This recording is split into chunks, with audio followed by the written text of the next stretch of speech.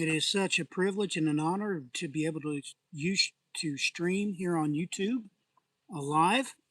Um, so I get very excited to do it every day. So God bless everybody. Matthew Miller here from Maranatha Ministries. Today's live stream is going to be the beast from the earth, Daniel's little horn. Boy, these two are just inseparable, the beast from the sea and the beast from the earth. So now we're going to dive into this starting in Revelation chapter 13, verses 1 through 18. Then I saw another beast coming out of the earth, and he had two horns like a lamb and spoke like a dragon. And he exercises all the authority of the first beast in his presence, and causes the earth and those who dwell in it to worship the first beast, whose deadly wound was healed. He performs great signs, so that he even makes fire come down from heaven on the earth in sight of men. And he deceives those who dwell on the earth by those signs which he was granted to do in the sight of the beast, telling those who dwell on the earth to make an image to the beast, who was wounded by the sword and lived. He was granted power to give breath to the image of the beast, that the image of the beast should both speak and cause as many who would not worship the image of the beast to be killed. He causes all, both small and great, rich and poor, free and slave, to receive a mark on their right hand or on their foreheads, and that no one should buy or sell except the one who has the mark, or the name of the beast, or the number of his name. Here is wisdom. Let him who has understanding calculate the number of the beast, for it is the number of a man. His number is 666. So the first time this little horn comes up is in Daniel chapter 7, verses 7 through 8. Now, I'm not going to read all of chapter 7 and all of chapter 8, all of chapter 9. That he's there. We're just going to pick out the verses. So Daniel chapter 7, verses 7 and 8. After this I saw in the visions, and behold, a fourth beast, dreadful and terrible, exceedingly strong. It had a huge iron teeth. It was devouring, breaking in pieces, and trampling the residue with its feet. It was different from all the beasts that were before it, and it had 10 horns.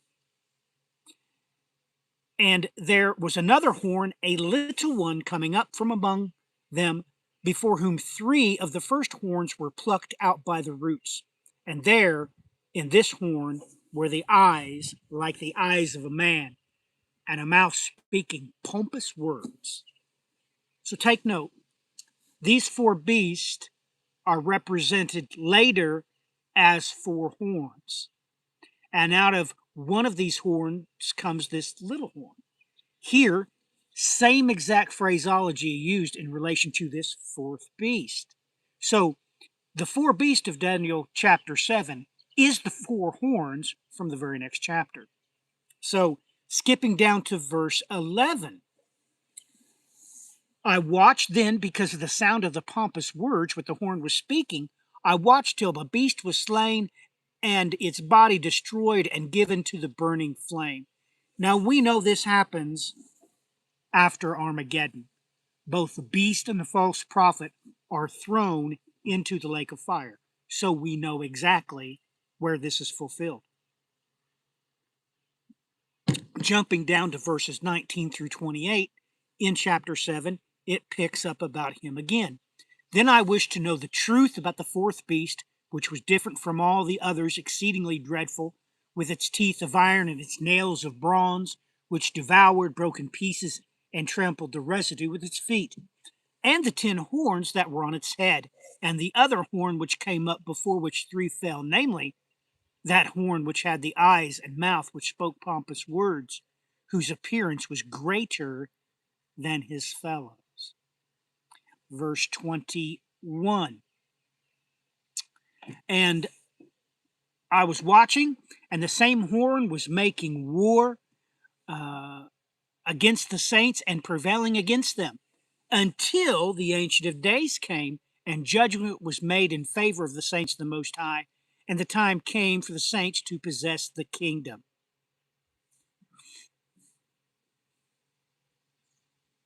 Thus he said, The fourth beast shall be a fourth kingdom on the earth, which shall be different from all other kingdoms, and shall devour the whole earth, trample it, and break it in pieces. The 10 horns are 10 kings who shall arise from this kingdom, and another shall rise after them. He shall be different from the first ones, and he shall subdue 3 kings. He shall speak pompous words against the Most High. He shall persecute the saints of the Most High, and he shall intend to change times and laws, and the saints shall be given into his hand for a time and times and half a time. But the court shall be seated, and they shall take away his dominion, to consume and destroy it forever. Then the kingdom and dominion of all the greatness of the kingdoms under the whole heaven shall be given to the people, the saints of the Most High. His kingdom shall be an everlasting kingdom, and all dominions shall serve and obey him. This is the end of the account. As for me, Daniel, my thoughts were greatly troubled, and my countenance changed, but I kept the matter in my heart. So, take note.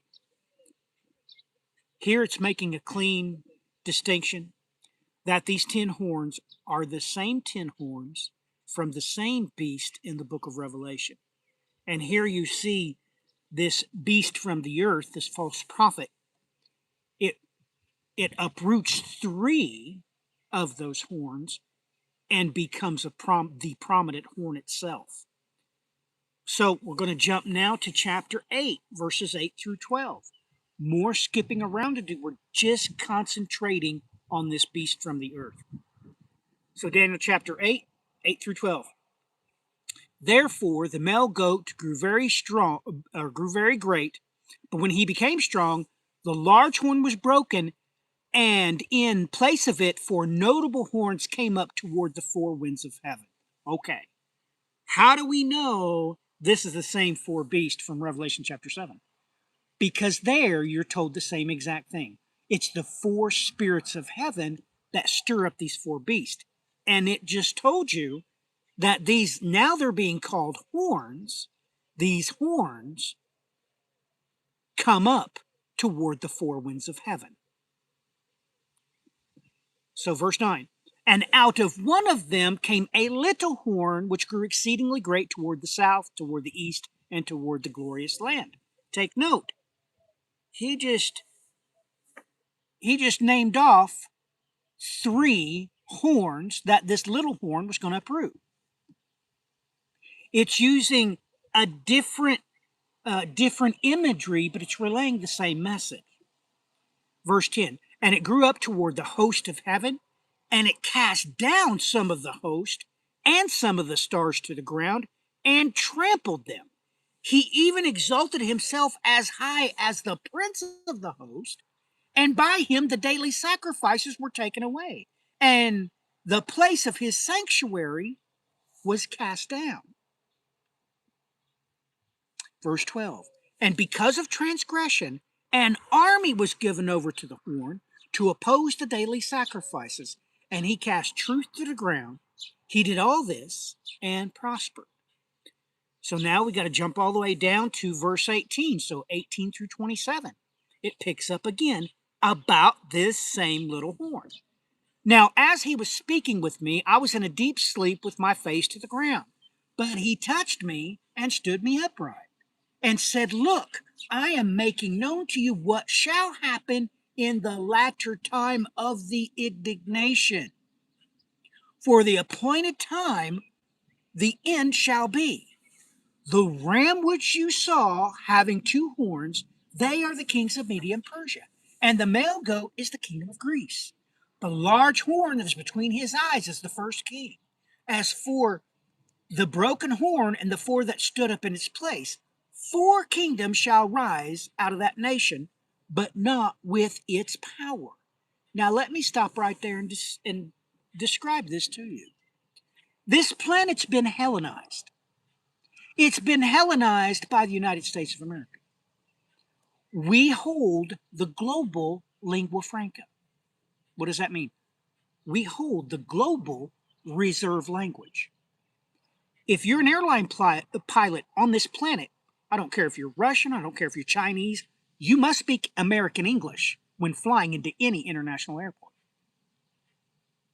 We also have the world's reserve currency. This entire planet has been Hellenized through the Greeks' democracy. This is saying that in the end, this entire planet will be quartered by 4 world powers. Now, that's not very hard to figure out what it is. Let me just give you some. The West, right? China, right? Russia. Who runs the oil? The Muslims. It's not hard to figure out. Anyway, picking up in verse 23. And in the latter time of their kingdom, when the transgressors have reached their fullness, a king shall rise having fierce features, who understands sinister schemes. His power shall be mighty, but not by his own power. He shall destroy fearfully, and shall prosper and thrive. He shall destroy the mighty and also the holy people. What is this power behind him? It says not by his own power. The god of fortresses that he worships, the beast from the sea. That's where he gets his power. Verse 25. Through his cunning he shall cause deceit to prosper under his rule, and he shall exalt himself in his heart. He shall destroy many in their prosperity.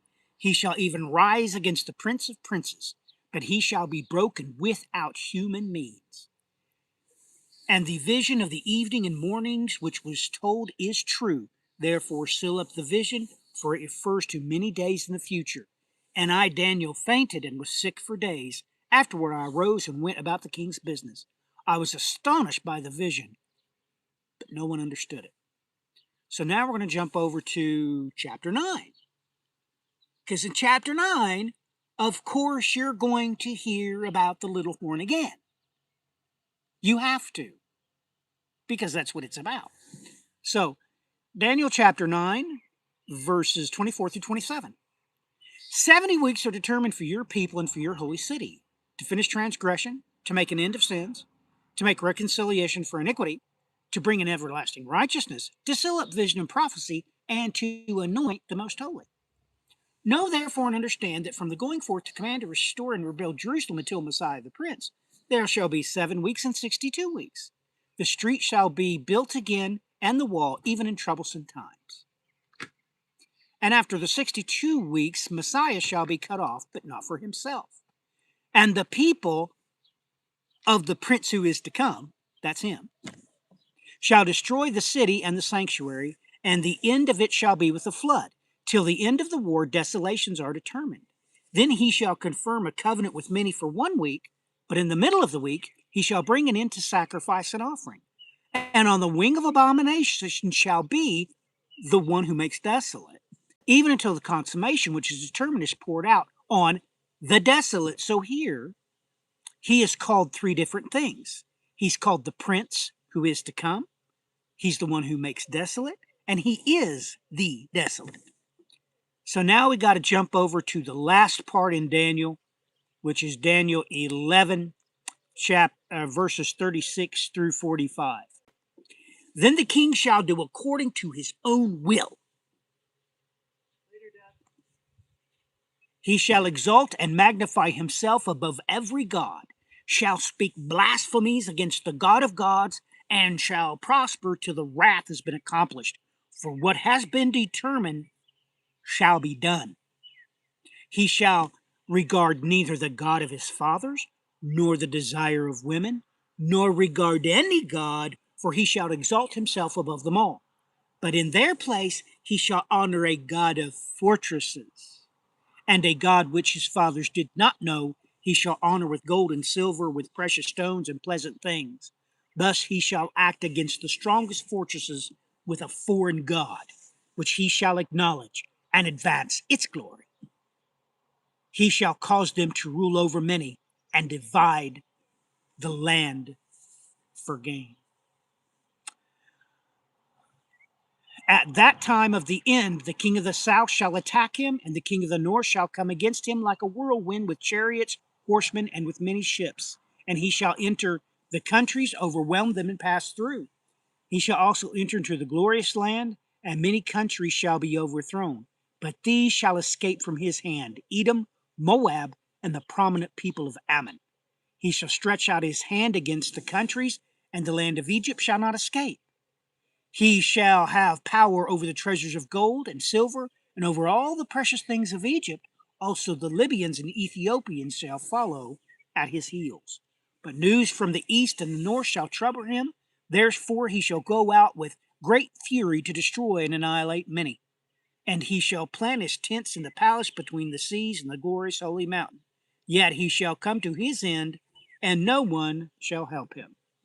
So here you've got verses 40 through 45 that perfectly describes how everybody gets to the Battle of Armageddon.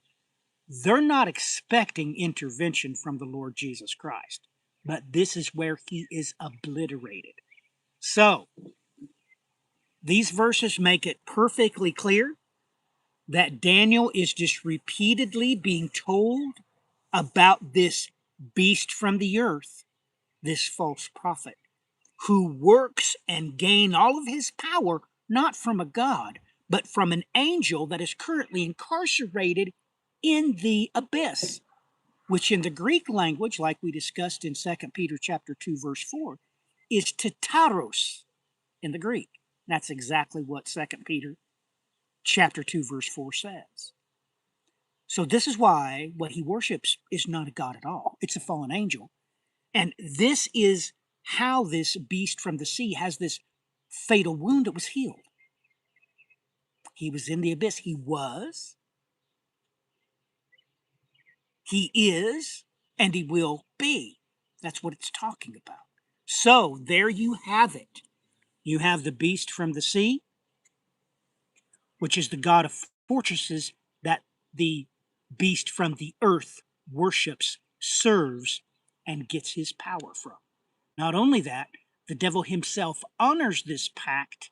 That's why the devil hands over his authority to the beast. So, hope you enjoyed. If this edified you, please do like, share, and subscribe. And I want to personally thank you for joining us. And I want to thank you for just being a part of this YouTube live stream. Till next time, ladies and gentlemen, God bless. Godspeed.